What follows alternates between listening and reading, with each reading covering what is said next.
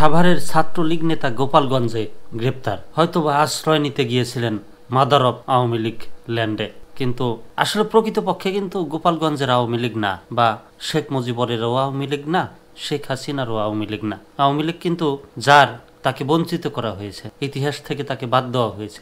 এই যে শোনেন না, সবাই স্লোগান দেয় বা বক্তব্য ওঠায় যে আসলে যারা আওয়ামী লীগ তাকেই বাদ দিয়ে রাখা হয়েছে, বঞ্চিত করা হয়েছে। মাওলানা ভাসানী সাহেব, তিনি সম্ভবত মুসলিম লীগ থেকে আওয়ামী লীগের প্রতিষ্ঠা করেন, কিন্তু শেখ মুজিবর কিভাবে যেন সেই মাওলানা ভাসানীকেই বাদ দিয়ে শেখ মুজিবর নিজেই আওয়ামী লীগের মালিক হয়ে যায়।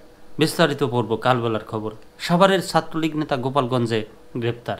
সাভারে জুলাই আগস্টে হত্যাযজ্ঞের পর গোপালগঞ্জে আত্মগোপনে থাকা নিষিদ্ধ সংগঠন সাভার পৌর ছাত্রলীগের সাধারণ সম্পাদক মেহেদী হাসান ওরফে রুবেল মণ্ডলকে গ্রেপ্তার করেছে পুলিশ।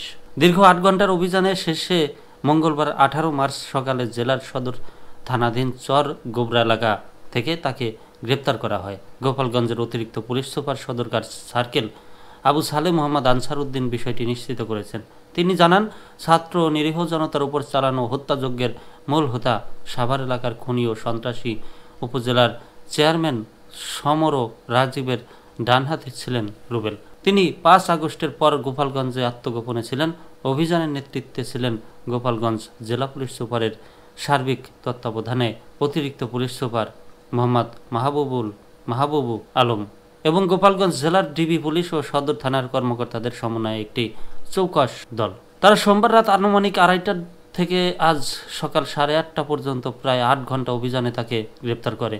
ওই কর্মকর্তা আরও জানান, জুলাই আগস্টের ঘটনার পরে গোপালগঞ্জে আত্মগোপনে ছিলেন বলে স্বীকার করেছে রুবেল। সাভার মডেল থানা সূত্রে জানা গেছে, গ্রেপ্তার রুবেল মণ্ডল জুলাই আগস্ট হত্যাযজ্ঞের এজাহার নামীয় একাধিক মামলার পলাতক আসামি। জানা গেছে, আসামিকে হেফাজতে নেওয়ার জন্য সাভার থানার মামলার তদন্তকারী কর্মকর্তা গোপালগঞ্জ সদর থানার উদ্দেশ্যে রওনা করেছেন।